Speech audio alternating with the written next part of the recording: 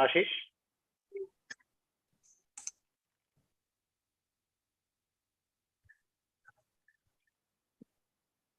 Okay, good morning, everybody, and welcome. My name is Anvesh Mazumdar. I am the National Coordinator of Science Olympiads, and it's my pleasure to welcome you all to this very special function that we have every year. This is the felicitation function for all the medalists and the mentors of the International Olympiads of the year, this year, 2022.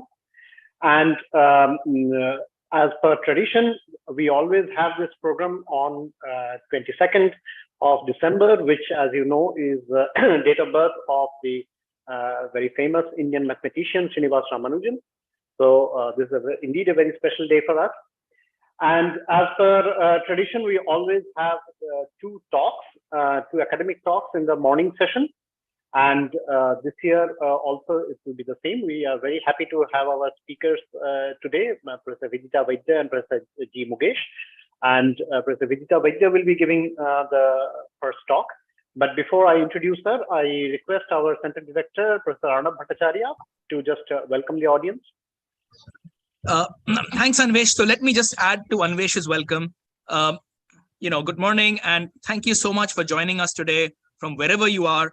It's a pity that we are doing this function online for yet another year, though the COVID pandemic is gone. But unfortunately, with college schedules being all over the place, we just couldn't find a slot. And we really would love to do it today, which is the National Mathematics Day, birthday of Ramanujan, the winter solstice, call it what you will. It's a great day to talk about science and mathematics and have this Olympiad function. So welcome. You're in for a treat with two fantastic lectures. You're going to really enjoy them.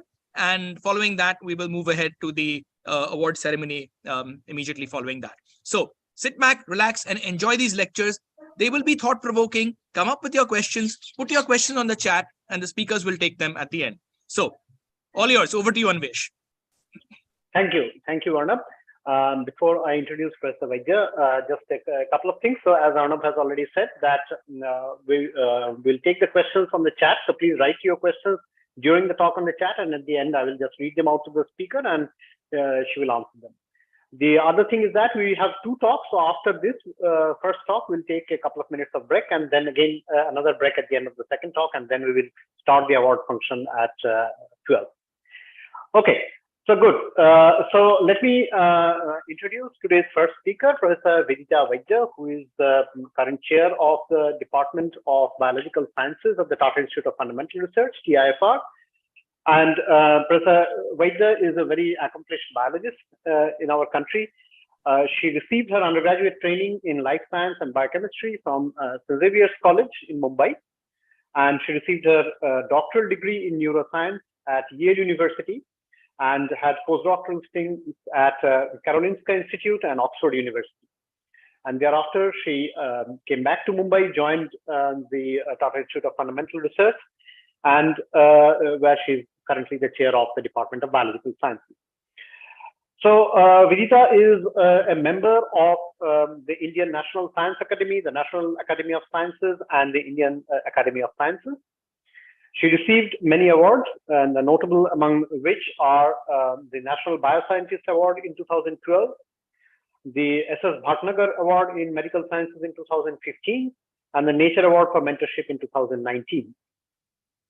And her team's work has been recognized by the J.C. Bose Fellowship in 2021. And this year in 2022, she also won the Infosys Prize in Life Sciences. Her research group is interested in understanding the neurocircuitry of emotion, its modulation by life experience, and the alterations in emotional neurocircuitry that underlie complex psychiatric disorders like depression.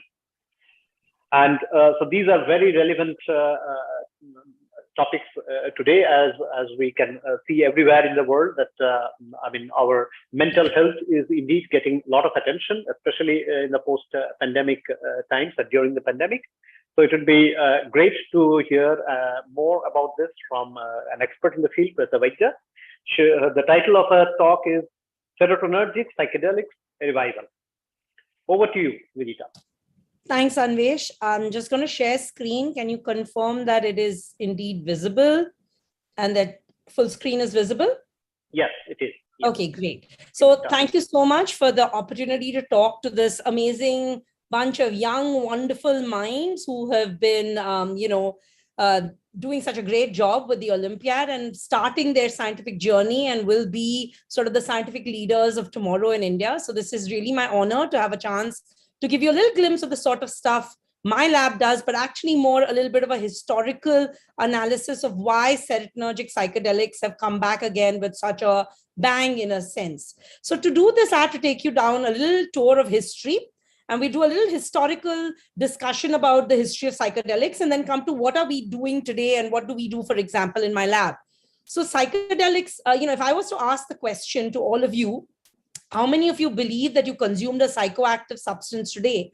Many of you may initially say, none of us consumed a psychoactive substance. And I'm going to insist pretty much with a 95% certainty that you or someone around you has 100% consumed a psychoactive substance today, because we are all inveterate coffee and tea drinkers, and those contain very potent psychoactive substances like theanine, theophylline, and caffeine. Many of us who have a bit of a passion and addiction for chocolate would have definitely consumed chocolate sometime recently, and that contains phenylethylamine, which is again a very strong psychoactive substance. So even though we don't realize it, our foods around us, which we consume routinely, contain psychoactive substances that have potent effects on the brain. So this then should tell you that it would not be surprising that for millennia, as long as human beings have been wandering the planet, they have been eating something or the other. And when they consume certain substances, they do have altered states of consciousness, altered behavior, etc. So what about these compounds that are called psychedelics? So psychedelics, again, there's reported use that goes back at least 9,000 years. Certainly with a greater degree of certainty from 4,000, 6,000 years ago, we have some sense that this was in actually active use. And if you go back and look at history, it's rather intriguing. What were these substances? When were they used? What is our reason to believe they were actually used at all?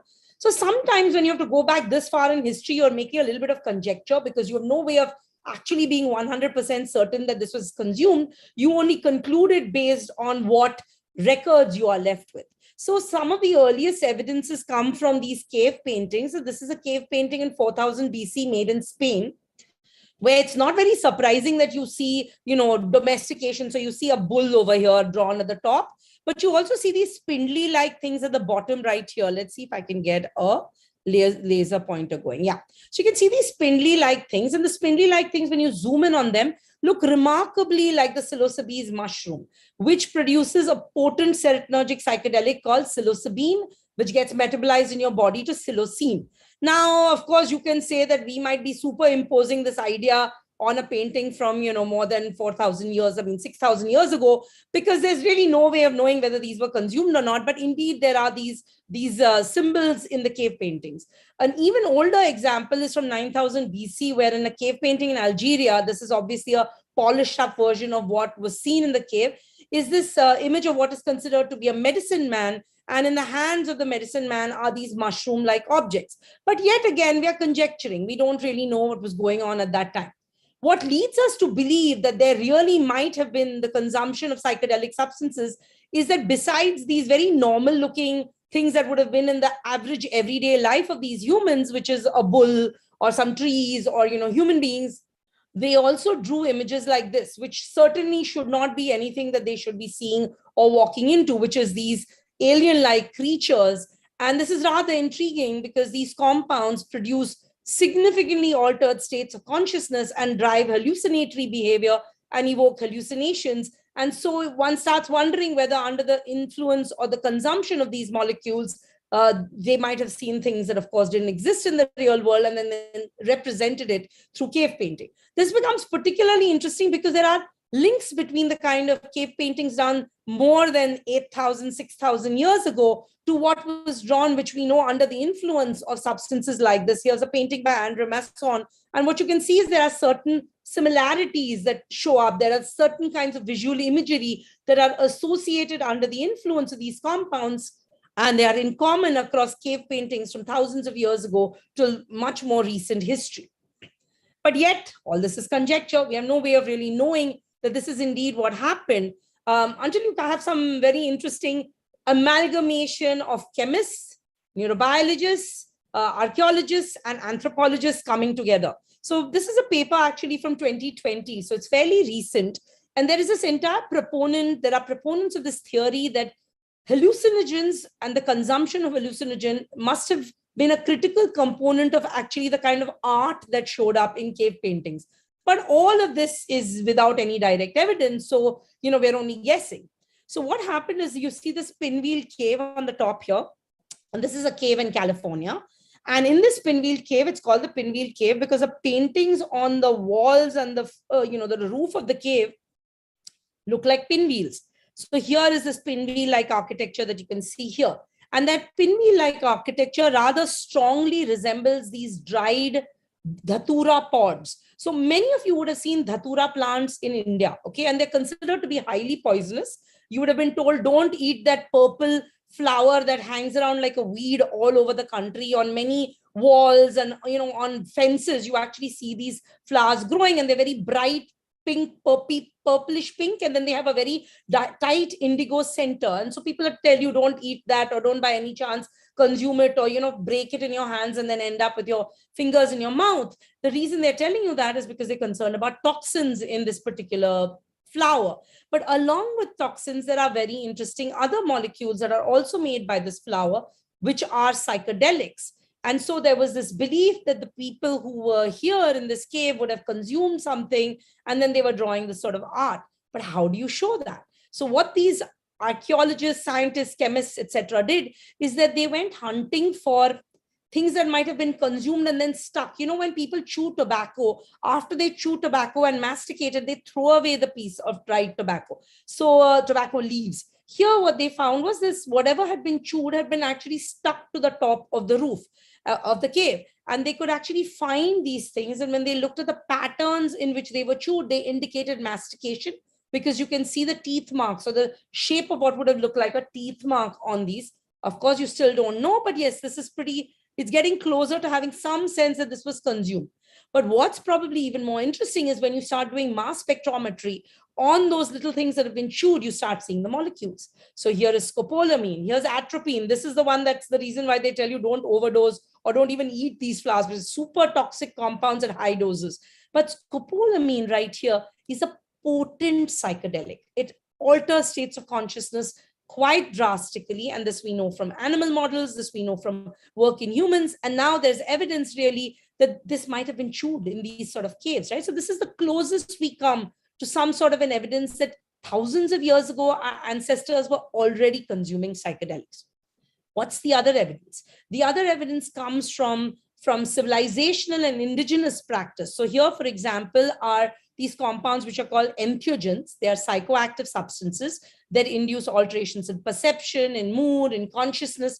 Now, this is the holy grail for a neurobiologist, to find a compound which on consumption can alter states of consciousness, allows you to probe the very central, biggest questions in neuroscience, which is what are the circuits that drive a sense of consciousness, right? What are the molecular players in these neurons, etc. So this becomes immensely exciting to the neuroscience community, because here you have a tool that allows you to explore a very difficult question otherwise to tackle. So here, for example, this is particularly an example of the morning glory tendrils, and morning glory again contains compounds that are psychedelic-like. And here is a statue in the National Museum in Mexico City. And the word entheogen comes meaning full of God, inspired and possessed. Genesthai means to come into being. So entheogens were those things that allowed you to bring you into the presence of what they considered a higher power or a spiritual being. Now, this is fascinating because associated with this, there would have been consumption of these molecules as complete states of consciousness are indeed altered, and sensory perception as we understand it is also drastically altered. Here are examples from Guatemala, and this is also from Mexico, where you can see holy beings or holy structures or murals that recapitulate imagery associated with the magic mushrooms or with mushroom consumption. What about what is currently done? Is indigenous practice still using this? So this has been used for thousands of years in Central America, South America by multiple Amazonian tribes. And the shamans actually brew a tea called the ayahuasca tea. And ayahuasca in Quechua is wine of the souls or wine of the dead. Now, this is done by mixing these two particular plants and cooking them together and making a tea, which is actually consumed under very controlled circumstances, under the guidance of a shaman, which is supposed to be your sort of spiritual journey in a sense. So it's fascinating what these molecules do. These compounds contain a ton of dimethyltryptamine. Now, dimethyltryptamine is actually there in most plants, and there's tons of it floating around. So we are all consuming dimethyltryptamine all the time. But most of the dimethyltryptamine we consume is finished off in our gut because monoamine oxidases break it down, and that's the end of it. Okay, so not much is getting into your brain. But these plants are interesting because they also contain compounds called harmine and harmaline. And harmaline block the enzymatic breakdown of dimethyltryptamine. So you don't allow it to break down, allowing it to actually accumulate in your body sufficiently that some of it crosses the blood-brain barrier. And then in the brain, it is a potent hallucinogen. So this becomes quite interesting. And there is much we can learn from the indigenous practices of cultures across the globe if we only took the time to watch their and listen to their empirical observations and listen to their stories and narratives, which have been going on for centuries, about compounds that we are fascinated by in the modern science space. Okay, so what are these, and what are these psychoactive substances that people have been consuming for so long? So if you look at multiple categories, and this is a nice review which does an ethnobotany of psychoactive plant usage. And of course, we also know that psychoactive plants are used routinely in India also. In traditional Indian medicine, they've been used quite extensively as well. For example, people will tell you sometimes take a Brahmi leaf and chew it, or fry a Brahmi leaf and have a Brahmi bhajia because it's going to help your neurons. People will tell you all kinds of things, right? But you don't necessarily know if that is true, whether that actually works, what are the compounds. I mean, does frying the Brahmi destroy every compound? So then there's no real value add to the psychoactive substance. Many of these are unexplored questions. But what I want you to focus on is this giant red pillar here. Falls into the category of hallucinogen, and it's been used in Native American civilizations for centuries. So there is something here for us to learn.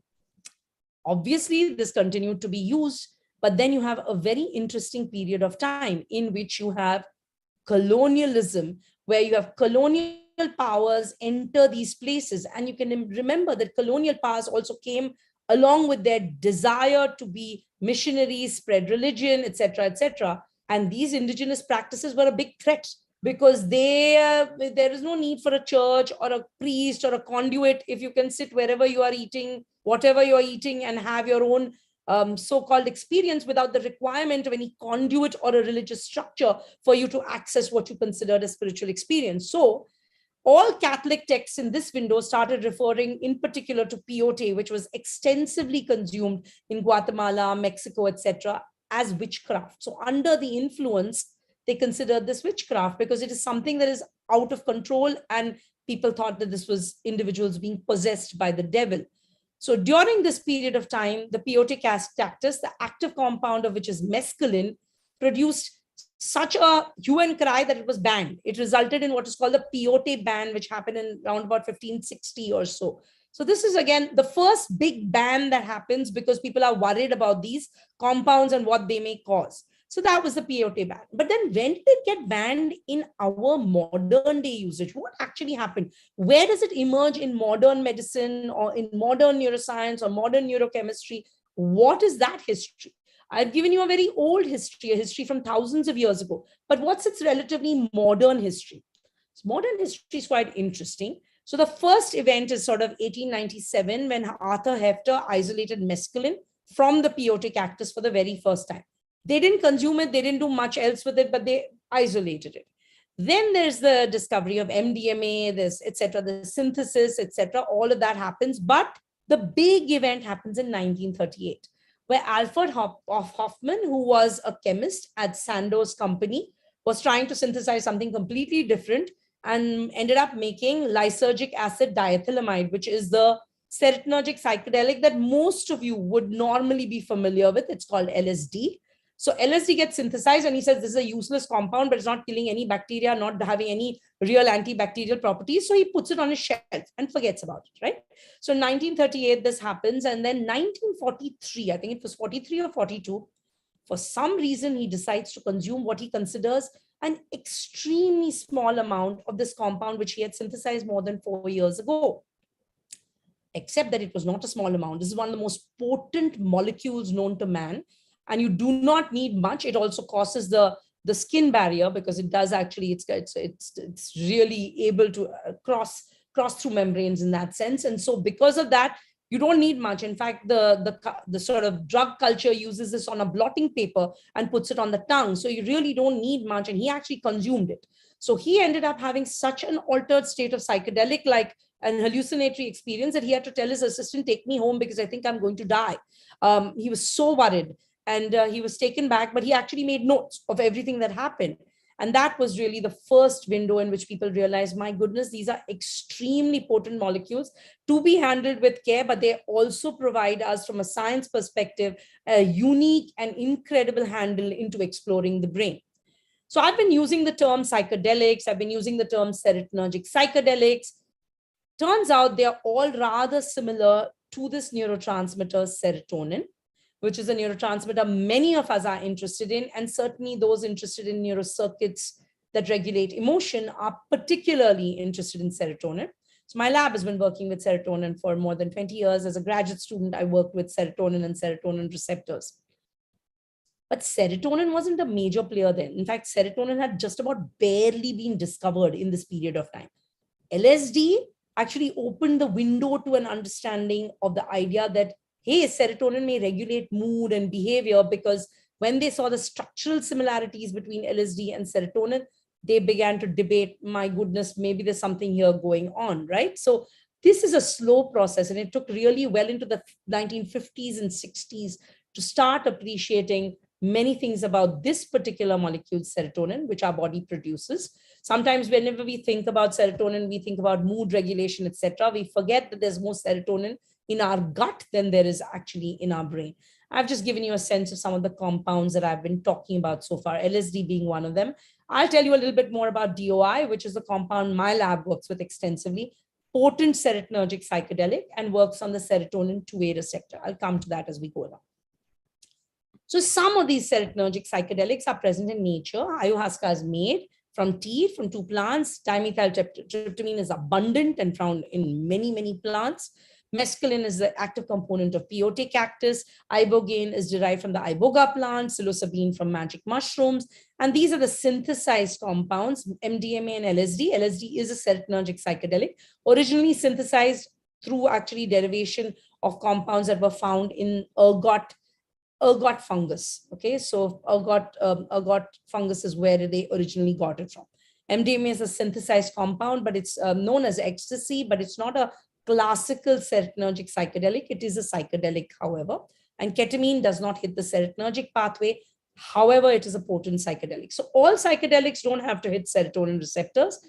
Many of them do. And the ones I'm going to tell you about today are serotonergic psychedelics, which are particularly known because they have a common affinity for a single serotonin receptor, which I will introduce to you as we go along.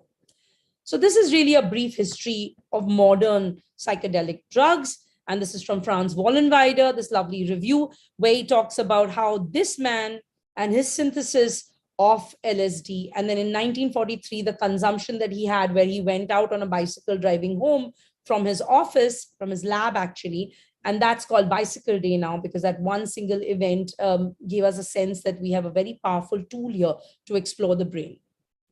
But then you have counterculture, because these compounds move very quickly out of the laboratory onto the street. And that might have been one serious problem, because these are not molecules to be taken lightly. They are very, very potent, and they emerged out into the street at a very interesting time. They emerged out in the street at the time when there was a significant war underway in the United States, the Vietnam War.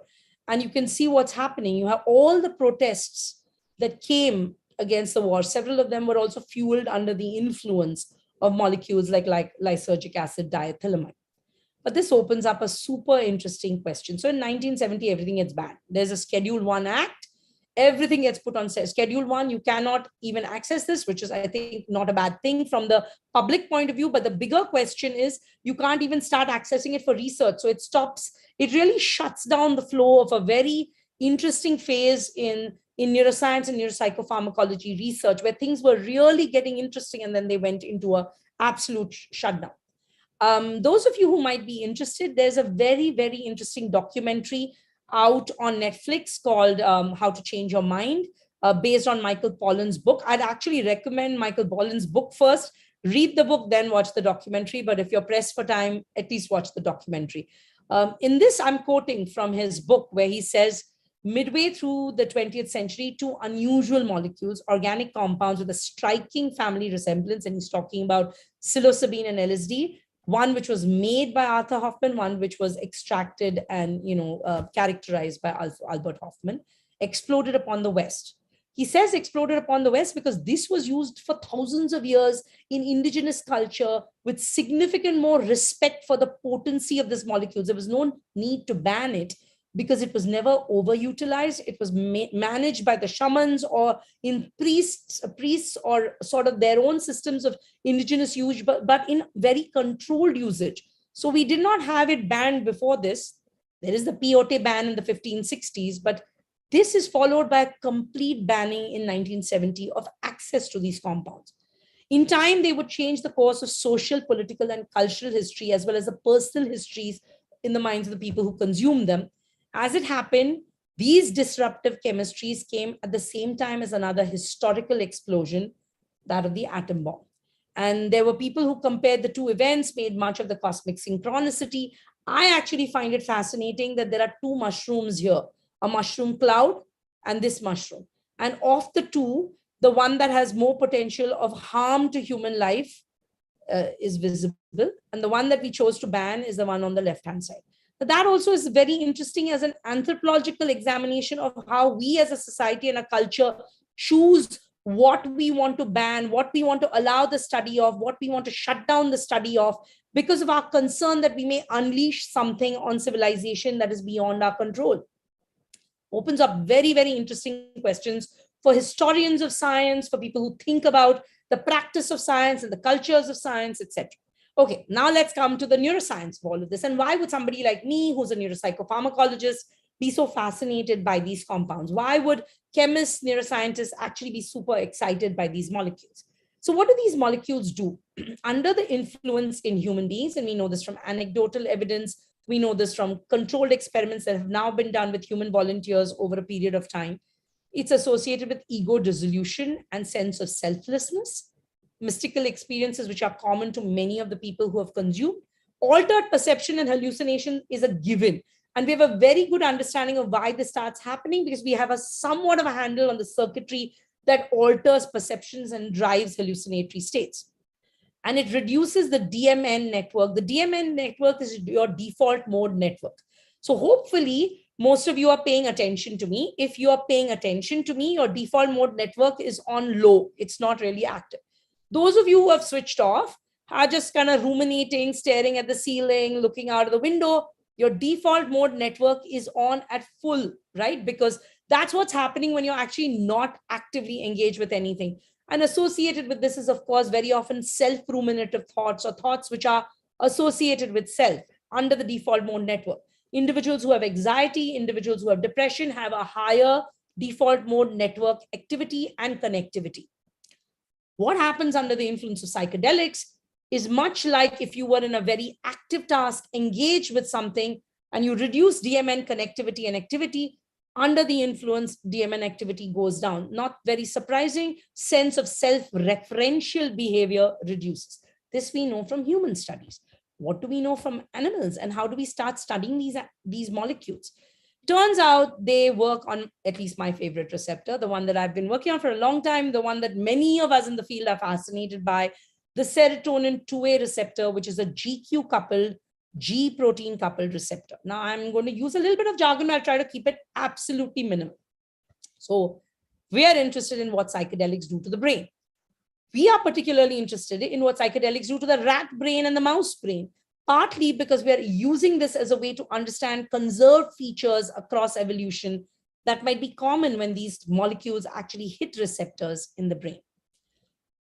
Just to give you a sense across the history, you'll get a sense of how many papers have been published with these compounds. If you do searches on Google Scholar or you do searches on PubMed, what you can see is ayahuasca only got studied relatively recently. LSD, there was a big wave and then there was a ban, so it shut down. Psilocybin again, but what should be obvious to you is these peaks that are beginning to come up, which indicates the revival and resurgence of interest in these molecules.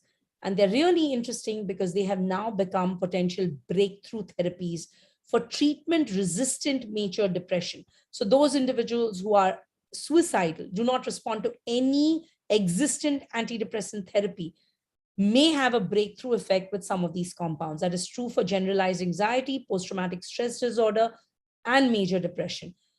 The reason we found this out was because the Federal Drug Authority in the FDA in the US actually allowed this to be used in a trial with individuals who were end-of-life terminal diagnosis with cancer. And it was allowed as an experimental approach to see if it relieved the severe anxiety and debilitating despair associated with a terminal diagnosis. And when it was consumed, they noticed breakthrough effects. That opened the Pandora's box again to start looking at these molecules clinically. And I'm not going to go into this, but suffice it to say that as recently as 2021, there were 285 active, ongoing major trials that were happening for these compounds.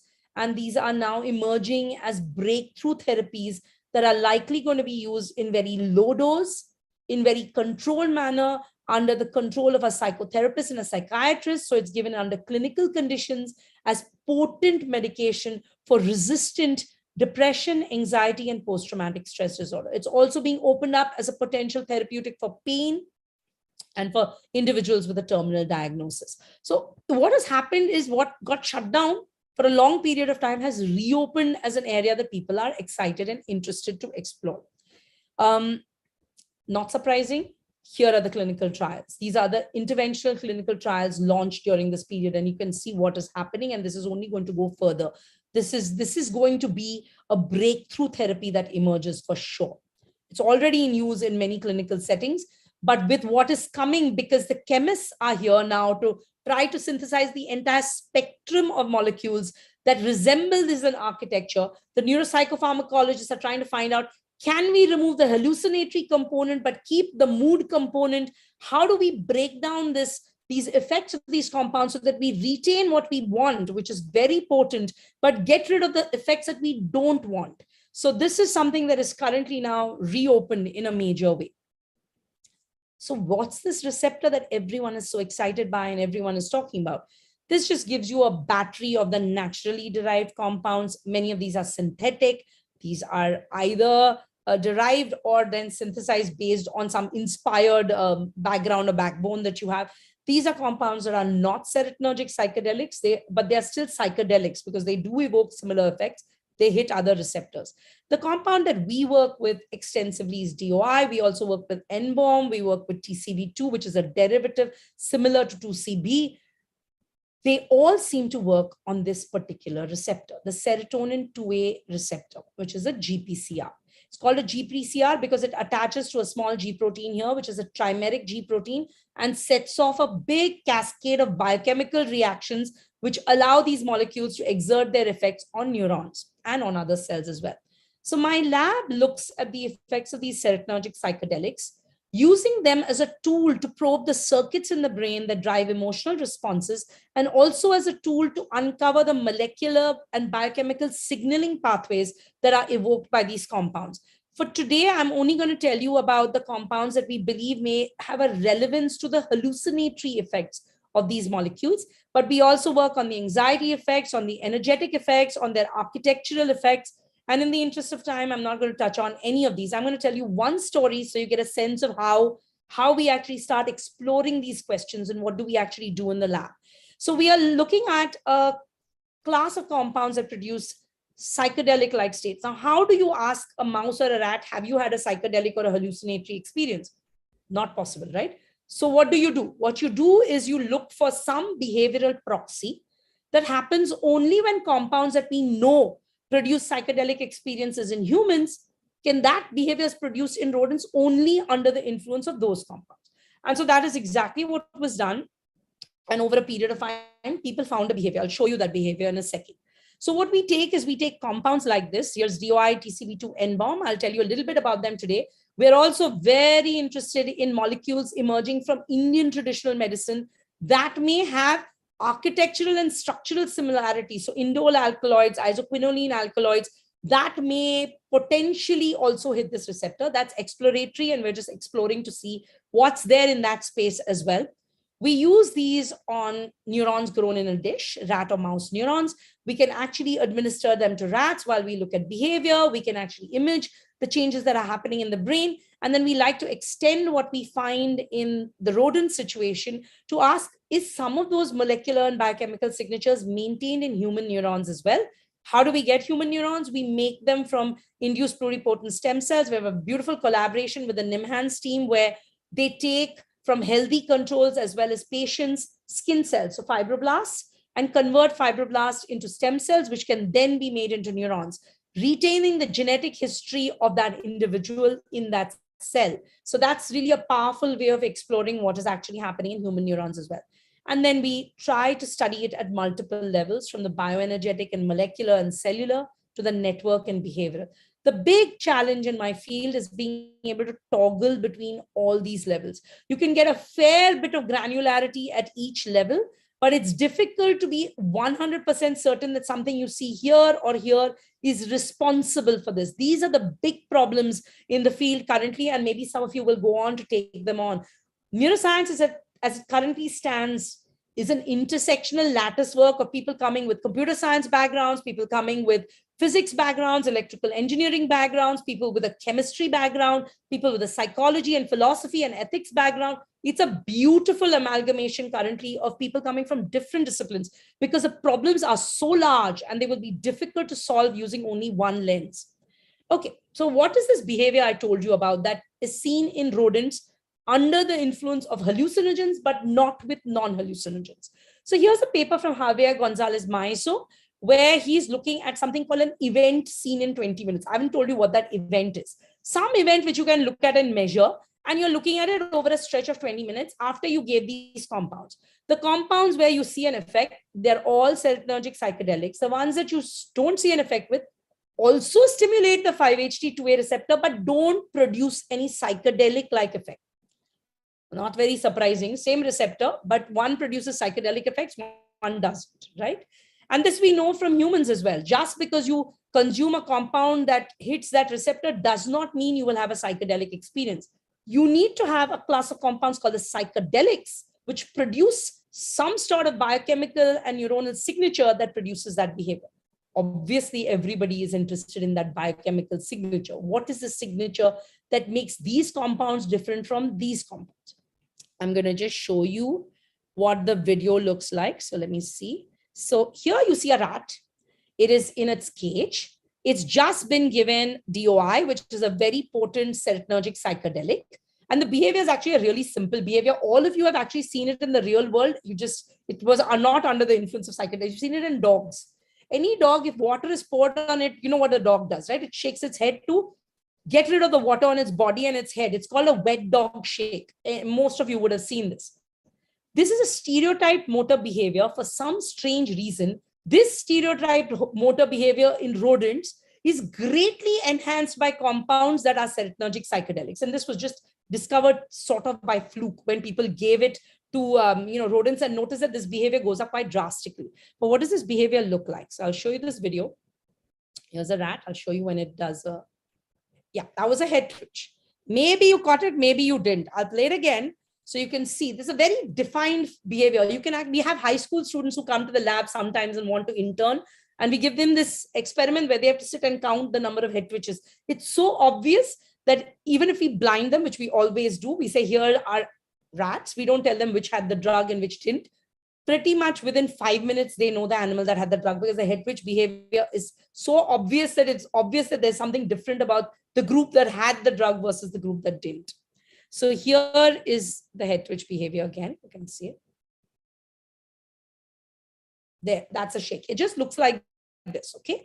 So you have the stereotype shake. So Toshali in the lab, and Toshali, a senior graduate student, just submitted her synopsis. Toshali was counting precisely this, right? You sit and you have a timer, you don't know what the treatments are, you have lots of animals, one by one you sit and count them. And what you can see is that under the influence of 2 serotonergic psychedelics, DOI and NBOM, the number of events, which are head twitch responses, the head twitch responses go up quite strongly. So it's obvious that these animals had a compound that evokes this particular behavior. Now, this behavior, for whatever reason, is the hallmark behavioral signature in rodents, which is seen only with compounds that produce hallucinatory states like this in humans. Okay. What do we want to do? We want to know the biochemical signatures that differentiate these compounds from these compounds. We want to ask, listen, everything is hitting the serotonin 2A receptor. These are producing head twitches. These are not producing head twitches, but they're all agonists, or they are all ligands, or they all stimulate the 2A receptor. So what is the difference? Where is the difference? They're all binding to the receptor. So a while ago, we had actually looked for protein signaling signatures like phosphorylation changes, changes in small molecules which are downstream of these receptors. So here's a hallucinogenic compound, DOI. Here's a non-hallucinogenic compound, glyceride.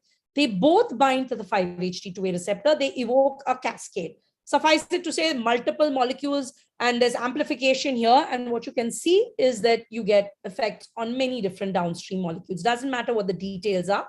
What's obvious is that psychedelics induce a much higher level, but these also induce, it's not zero. So it is there. So there's not an on-off.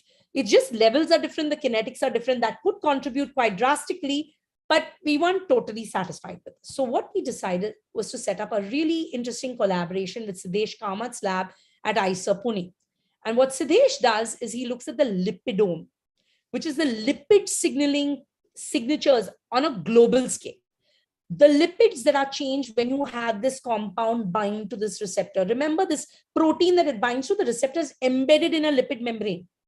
And the signaling signatures initially start with lipid hydrolysis. So we wanted to ask, what is the lipidome, meaning what are all the lipids that are changed? And you can do that using mass spec. So what you have here are rat cortical neurons grown in a dish. So you can grow them beautifully. They stabilize from beautiful networks, and then you treat them. So we treat them either with DOI, which is a hallucinogen, or glyceride, which is not a hallucinogen. Wait for 60 minutes, take out the pellet, take out the supernatant, which is everything that is secreted by these neurons, package it into liquid nitrogen, dry ice, off it goes to Siddesh's lab in Pune, where they run mass spec.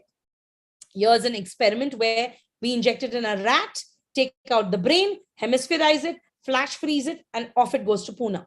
And then Siddesh is blinded to the treatment conditions, but he's pulling out the data. And then we found something really interesting. Here's what we found. So here, the degree of red here, so this heat map indicates the extent to which there is an increase, okay? So here, so 0 would be when you're identical to control, and then obviously significant fold changes. So yeah. So what you see here is DOI over vehicle, glyceride over vehicle. What jumps out at you are these molecules we are particularly interested in, which is 2-arachidonyl glycerol. It's an endocannabinoid. It is your own pleasure pathway, which your own body makes. Normally, you think about it as a pathway that gets hijacked by marijuana, but your own body has the capacity to produce endogenous cannabinoids called endocannabinoids. And you can see that while the hallucinogens drive a big increase in 2AG in both the medium and in the pellet, here's 2AG, and in the brain, you don't see this with the non-hallucinogens. And so that's super interesting. So we say, hey, listen, we need to redo this. We need to confirm it. We need to confirm it with more than one serotonergic psychedelic. And so here we go. Here is DOI, here's TCB2, here's NBOM. Now you're only looking at 2AG, arachidonic acid, and anandamide, which is another endocannabinoid. Anandamide doesn't change. 2AG goes up significantly. We also see an increase in arachidonic acid. And we know the pathway, right? We know that DOI through PIP2 hydrolysis will give you diacylglycerol and inositol triphosphate. Diacylglycerol gets broken down enzymatically by the diacylglycerol lipase, which gives you 2-arachidonyl glycerol. And 2-arachidonyl glycerol then gets broken down by the so this is like a MAG lipase, and that will get broken down into arachidonic acid. what we see is an accumulation of 2-AG, 2-arachidonyl glycerol. And this is likely because we have a change in activity of this enzyme, which we went on to show. So here is, okay, actually, I will skip this in the interest of time. I'll just tell you it's mediated by the 2A receptor. And what we know is that we are increasing DAG lipase activity. Here is the membrane fraction. Here's the soluble fraction. Under the influence of these two psychedelics, DAG lipase activity goes up significantly. So here is the DAG lipase. And when you increase the activity of this, you metabolize this particular lipid intermediate, diacylglycerol, into 2-arachidonyl glycerol. And that is the molecule that is a potent agonist of the cannabinoid receptor. So now we are super interested in asking whether the cannabinoid receptors get recruited. But when you are taking a serotonergic psychedelic, remember this is the serotonin receptor, serotonin 2A receptor, but you produced an intermediate that will talk to a cannabinoid receptor. So now we're exploring the role of the cannabinoid receptors in mediating these effects as well. And it turns out they appear to. Because when you block the cannabinoid receptor using a compound like AM251, look at what happens to head twitch responses. They go down drastically. And that tells us that despite the fact that you have made 2-AG, because 2-AG is indeed produced, if you don't allow it to work on the cannabinoid receptor, you start wiping out a behavior that is a signature of the hallucinatory states that these compounds can produce. We're very interested in this. This is unique to only the psychedelics, not seen with non-psychedelic ligands of this particular receptor. We're obviously going to explore this quite extensively further. But we want to ask, is this only rat and mouse, or is this also seen in human? And this is the wonderful part of having amazing collaborators in the country. So here's Biju Vishwanath. He is an MD PhD at NIMHANS, associate professor there, who's our collaborator. He has facilitated these experiments. In fact, people in his lab have done these experiments. So we send the compound to Bangalore at NIMHANS, and they have grown neurons from fibroblasts derived from healthy controls. And we know that they express, when you make these neurons, they express the 5-HT2A receptor. So here you're dealing with human neurons. And on these human neurons, when you apply DOI, and now they're doing the experiment with psilocybin, when you apply DOI, you start seeing an increase in 2-arachidonyl glycerol. We know this because Siddesh ran the mass spec on this. So this is a tripartite arrangement between my lab in Mumbai, NIMHANS in Bangalore, IISER Pune, Siddesh. And this is what we need more and more, because you need different people with different skill sets talking to each other to make interesting discoveries. So we are excited. It's a little bit of a small piece of a discovery I've shared with you. None of this is published yet. We're excited and exploring this entire pathway to ask what's going on. What do these molecular signatures and biochemical signatures tell us? Do they inform us about the behaviors of these molecules cause? And that's certainly something my lab is very interested in exploring. So this gives you a little bit of a flavor of the kind of stuff we do. I only got to talk to you today about the work that we do with biochemical signaling signatures, in particular the lipidome, but we are interested in behavior. We're interested in the circuitry that produces the behavior.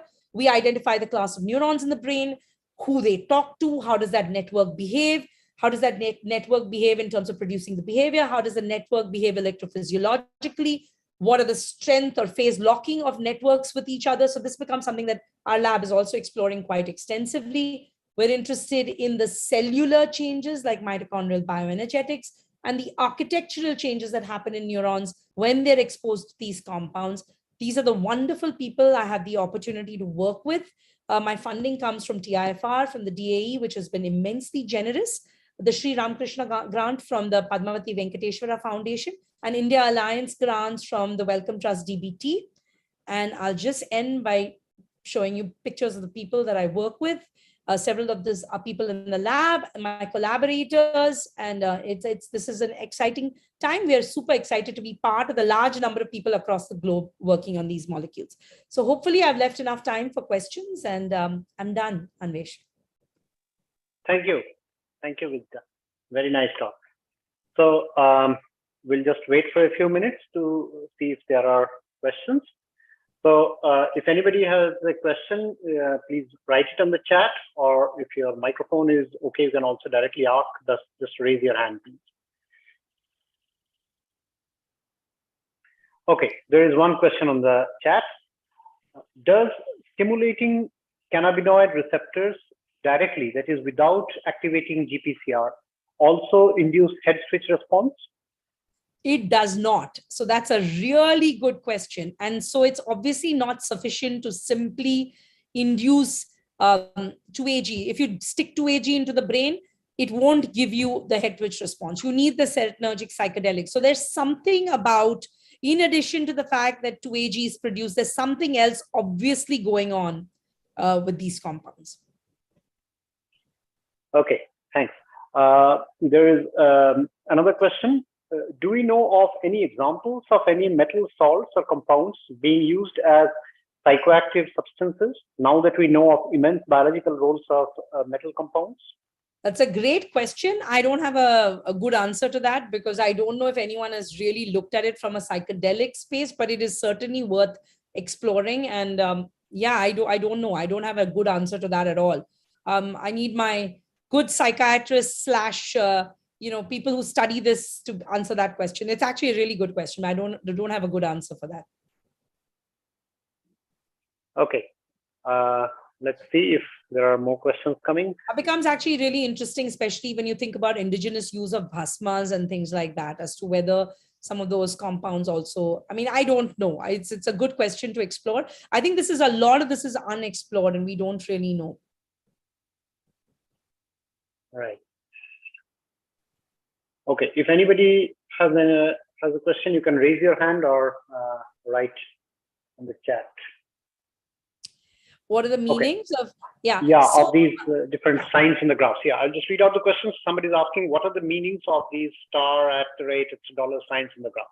Okay, so when it's a star and it's only two groups that we've looked at, more often than not, if it's the distribution is a parametric distribution, then we run a student t-test. If it's a non-parametric distribution, then we run a non-parametric statistical test. The @ sign, the $ starts coming into play when we're looking at interaction between compounds, because we have two variables. We have at least known two variables. There will be a whole bunch of other variables, but we're trying to minimize those, right? Because we have genetically inbred animals under controlled conditions. So we're trying to eliminate those. But when you start seeing @ and $, it's because we're looking at the interaction, for example, between a compound that blocks the CB1 receptor at the same time as taking a compound that stimulates the serotonin receptor. So we're asking, like in an analysis of variance, is there an interaction between these variables? So these are all statistical tests that we do, and we usually have capital N's of 2 or 3, which means that we are repeating the whole experiment at least twice or thrice. And a capital N of 1 would have at least 12 animals from each cohort. So we'd have 12 control animals, 12 treated animals. And then we repeat this, and then we confirm it both in vitro and in vivo to be really certain that what we saw was not just probabilistic chance that we stumbled on something one time and it doesn't repeat itself. So it's just the statistical analysis that most biologists use. Okay, great. So the next question is, do any effects show inverse relationship with dosage of substances, enhanced effect at low rather than high doses? Okay. Yeah, they do. So for example, with DOI, there's an inverted U. So you don't actually see, it's not really a good answer saying it's exact, but there's an inverted U. There's a range in which you get the head twitch behavior. Too low, you don't get the head twitch behavior. Too high, you get something like almost like a motor locomotion shutdown. So actually the animals just lie there and don't do anything, and you lose the head twitch behavior as well. So it's an inverted U. More often than not, you will not see potent effects at low doses. You may see a switching of the effects, as in you get certain behavioral effects in the low range and it switches to other kinds of behavioral effects at the higher dose range. That often is because of the receptor distribution, which circuit contains the receptors and what you're hitting at which level. Okay, thanks. Yeah, so someone says, very informative talk, thank you. How does the lipidome pathway change in drug addiction? Also in patients under treatment with psychiatric drugs? So we don't know. The lipidome has been relatively underexplored in contrast to the proteome, which is protein signature changes, phosphorylation signature changes. The lipidome has only been explored relatively recently. We certainly know that many drugs of abuse do hit the lipid signaling pathway in different ways. The entire lipidome may not be known. People may have gone after specific lipid moieties. So much more about individual lipid moieties is known. So that there's quite a bit of work on that. It's in a different circuit though than these compounds. These compounds hit the neocortex. Most of those compounds, especially cocaine, heroin, nicotine, alcohol, hit a pathway called the ventral tegmental area to accumbens pathway. It's a different pathway. So different circuits in the brain, and much here still left to be done. Under treatment with psychiatric drugs, depends on the drug that we're talking about, but drugs like clozapine and olanzapine and risperidone, which hit the 5-HT2A receptor, become immensely interesting, hasn't been looked at. That's the next thing we would want to do with Biju, which is to take cells and make them into neurons from patients that have a history either of psychosis or of utilization of these compounds and see how that changes the response. Yeah. Okay, thanks. The next question, are the effects of drugs only because they can act like a natural equivalent? For example, they have similar structure to serotonin, or is there some other reason as well? There has to be some other reason as well, because serotonin by itself does not produce a full-fledged psychedelic response in most human beings. It is true that under certain genetic contexts, serotonin may be a driver of hallucinatory states through the serotonin 2A receptor. Certainly, individuals who have schizophrenia have full-fledged altered states of perceptions and have hallucinations. And it's been suspected that serotonin through the 2A receptor drives those specific changes. This is the million-dollar question you have asked, which is, how is it that one molecule in an individual may produce hallucinations, but not in another individual? Now, this is where people have all kinds of theories: biased agonism, biased signaling, altered downstream conditions that allow one state to give you a different biochemical signature from another. But it's currently hugely conjecture. People have crystallized LSD bound to 5-HT2B, 5-HT2A. So the crystal structures of these compounds are known. The binding pockets are known. They still have not uncovered for us the full explanation of why does serotonin at this receptor not produce the full-fledged psychedelic response, and yet LSD at this receptor does. So that's not yet fully uncovered. I think it's going to be that it stabilizes the receptor in a conformation that allows you to have a biased signaling. And that biased signaling is what drives that particular response. This is my guess. It's a guess of many people, but it's still a guess. We don't have a full-fledged explanation for it yet. Okay, thanks. I don't see any other questions yet. We'll just wait for, okay, another one. Can flooding the system with serotonin dampen out the specific responses by specific psychedelics? One would certainly expect that. Yeah, one would expect that, because it would compete with the psychedelics for binding at the receptors, and the affinities are not drastically different. Serotonin actually has low affinity for the 2A receptor, but if you flood the system and have enough serotonin floating around, you will outcompete the psychedelics. So yes, one would expect that in those conditions, the psychedelic effects would be dampened. Okay, thank you.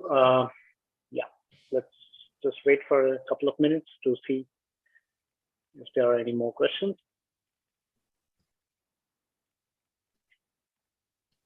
Okay, have antidotes for psychedelics been discovered? Yeah, I mean, the most obvious antidote is to block the 5-HT2A receptor. I blew past that particular slide, but if you block the receptor, you don't get the psychedelic effect. So you can use drugs that block the receptor, totally get rid of the psychedelic effects. Yep. Okay, are there any moral problems with things like removing brains of rats to use for research? Absolutely, because there's an ethical concern with any animal usage you have. When you use animals for research, there is always an ethical concern of whether it is an appropriate utilization. Are the numbers that you are using justified? How best should you do the experiment such that you minimize any pain or suffering to the animal? So this is a vital and key concern.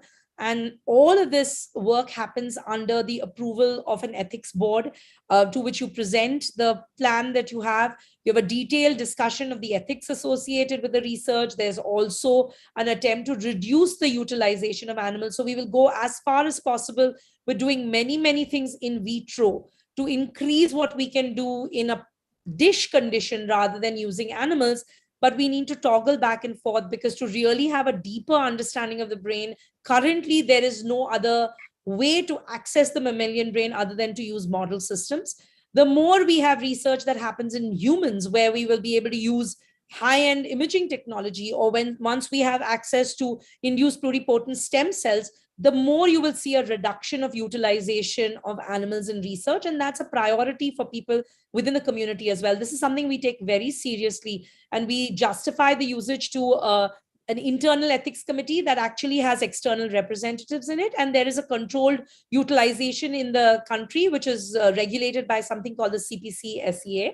And we have to report to them very regularly about our practices. They examine us on a 6-monthly basis. So yes, I think there is absolutely a model concern, one that is important and must always be kept in mind as we do the research. Thanks. If such drugs are structural mimics of the natural ligand, can the natural ligand itself produce such effects at certain concentrations? Great question, Amritansh. That's likely, because why do some individuals have full-fledged hallucinations? Certainly under certain disease conditions, sometimes not even under disease conditions. There are reports of a hallucinatory response that have happened in human beings, not necessarily because they have schizophrenia or psychotic bipolar disorder, but just like that. And that's always been debated to likely arise because you might, for whatever reason, stabilize the receptor in that sort of a state where you get that signaling response to a natural ligand that's anywhere there in your body. So certainly, that's certainly a possibility. Okay, Subhajit here says, one of your students, Brian Dash, has shown that some of these neuronal responses are transmissible across generations. How does a neural pathway get transmitted across germline cells? Is this something we need to worry about when it comes to susceptibility to these drugs? Great question. Very beautiful work from Brian that showed that you get epigenetic transmission across generations out to F2 and F3, which is grandchildren and great-grandchildren, of stress-associated responses and fear learning. He showed that it was through methylation changes that happen in the promoters of specific odorant receptors. That was his particular piece of work. With psychedelics, we have no clue. It's a good question. Somebody needs to do it. Nobody's done it so far, so there's no literature on this. I wouldn't preclude the possibility. I know that people have looked at epigenetic marks associated with these at least out till 1 month after single exposure. You can still tell 1 month later that there was an exposure, single dose of drug. There's an altered epigenetic landscape in the brain. So I wouldn't rule out the possibility until somebody tests it. Yeah. Thank you. Which creatures have the maximum effect of a drug?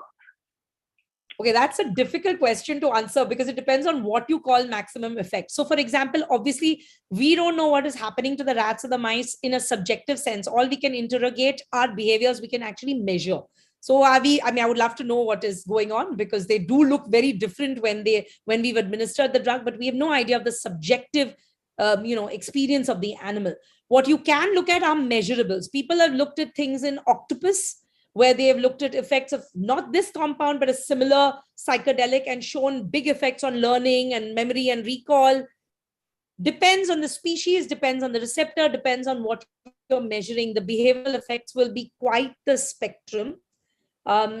So it depends on what you call the effect. The effect may not be identical in each species, but it could still have a very potent effect. Okay, thanks. Another question, when multiple number of animals are used for tests, is it required to check their initial condition in terms of chemical contents in the body? And if so, how is it checked? So that's a good question. I mean, we don't always do this. We do know what our control, which is our vehicle group or our control baseline looks like. These animals are genetically inbred, so they don't have high genetic variation. We tend to repeat our experiments multiple times to be certain that what we see is robust across replications. We do routinely check them to ensure that there's no infection or infection load, or there is no baseline effect on behavior.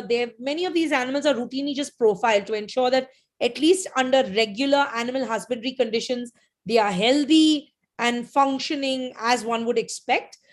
We've not looked at, I mean, we do look at their lipidome of the control at the same time, and we do see some, I mean, there will be some inherent variation you see from animal to animal as well, which is just natural variation that exists. We're looking for over and above that. But what becomes an interesting way of looking at this is to take the same animal as the baseline, test it first, then give it the drug, and then test later. So each animal is its own control. Now you can do that absolutely if you're not looking at something within the brain, but you're looking at something in the periphery. And we do this for many other readouts that we have. We first measure, we can take plasma, we can measure the baseline, then we can administer something, and then we can take the plasma again and see how that has changed. Little difficult to do with the brain. So that becomes not really doable. But body, absolutely. I mean, we can certainly do it at the level of body. Okay, thanks. I don't see any other questions now, so maybe we can wait for a minute.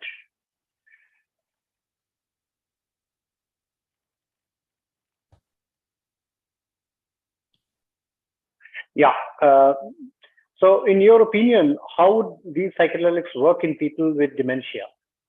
Yeah, so this is becoming an area of hot discussion because some of these compounds also have potent neuroprotective effects, and it's being debated, not been used, but yeah, so. Okay. Someone asked, can you please discuss about the bear which took 40 kgs of cocaine in California in the late 1970s? I have no clue. I would love to hear the story myself. I don't really know much about it. So I'm going to skip on that. Yeah. Okay.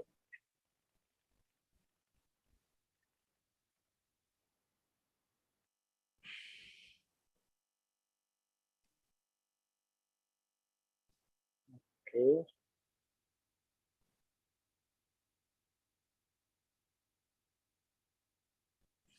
All right. I don't see any more questions, and maybe then we will close this talk now. Let's just see if anybody is writing anything. No. Okay, so thank you so much, Vijita. I mean, it was a great talk, and obviously the audience enjoyed it. There's so many questions, great discussion. Thanks for explaining everything so nicely, and thanks for sparing your time for this.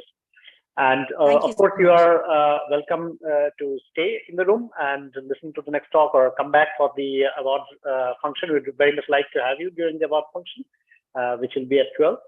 So yeah, thank you. Bye. Okay, we can perhaps stop the live streaming now for a minute.